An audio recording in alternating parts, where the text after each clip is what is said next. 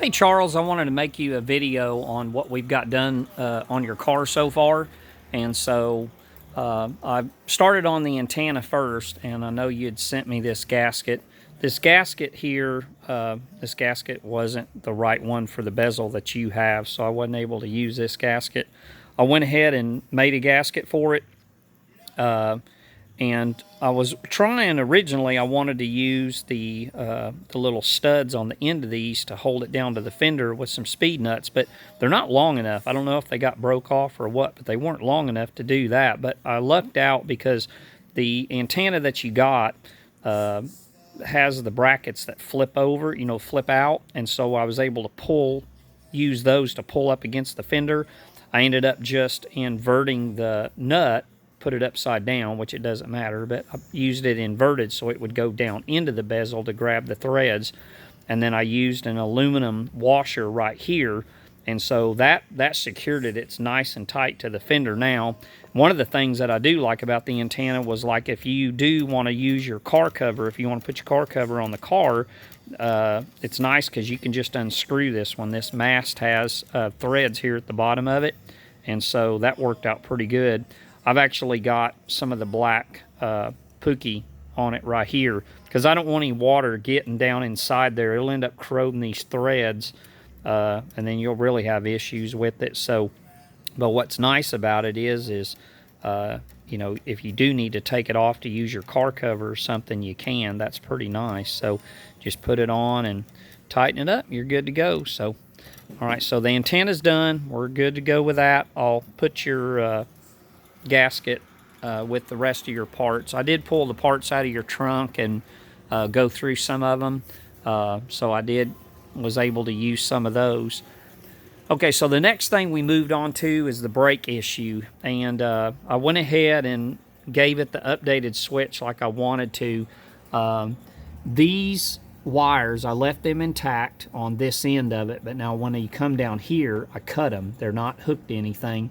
And then I took the other end of that and I made you a new wiring harness out of the cloth wiring. And so it's done into this connector, so you could unplug it if you needed to diagnose something or whatever, but got it down into a connector. And then this harness that I made here, this goes inside the car. And then once you get inside the car, I kind of did like we were talking about. I went ahead and made you a bracket and a more modern type switch, which in this case it would be modern to a 60s car. But so I made you a bracket. I didn't have to drill any more holes. I used the existing bolt hole that you had for the steering column. So I just come down, put a 90-degree bend in it, made it so that the switch is adjustable, and so you can come in and adjust the switch. Of course, this is your brake pedal, so when you push your brake pedal down, that switch will be way better because it's a lot more sensitive to what you're doing on the brake pedal than what those brake pressure switches were. And of course, it's got connectors here too. These are factory type connectors. This is just like a 60 switch out of a Ford, GM, and it's threaded, so it is adjustable. There's a pair of jam nuts on this side of it here, so you can loosen them up and screw it in or out as needed. I went ahead and added a fuse to it. Your brake lights, they're powered up all the time. And so I don't like that because, you could have a short somewhere and could catch a car on fire if you don't have some type of circuit protection. I don't like that. So there's a 15 amp fuse right here that's just above your steering column. And so that'll protect the brake light circuit.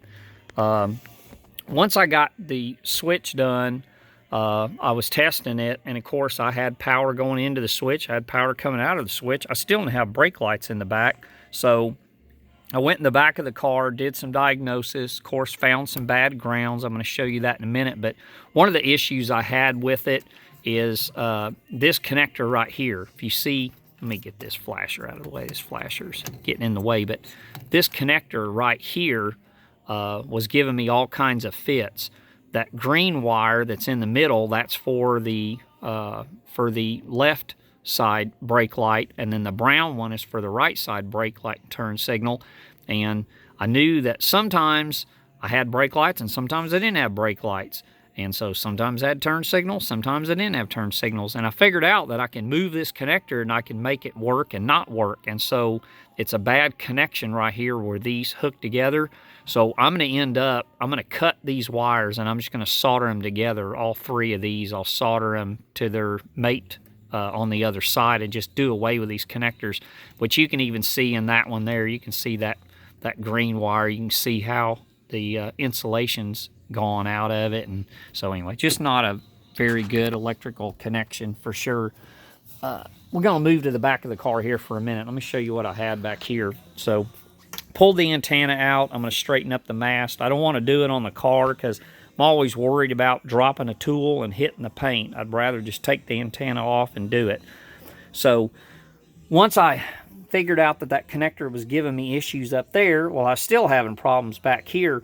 Somebody at one time must have had a trailer hooked to this car because they come in and tagged these wires, these taillight wires in the back.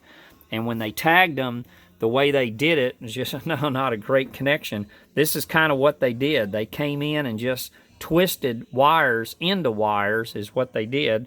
See how this one is here? So that's how it looked. So anyway, I cut all that out on this side, cut all of it out in the middle. I just had to keep untaping it till I got down to good wiring.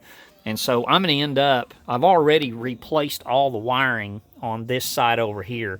This is all new wiring here. I just made it into a harness. And of course, this is your original harness here. It was good from the front of the car all the way to the back, but once it got back here, it was just in bad shape. Now all this is good. I'll make my new harness and I'll start here and then I'll move my way over to the passenger side tail light like I did the driver's side tail light.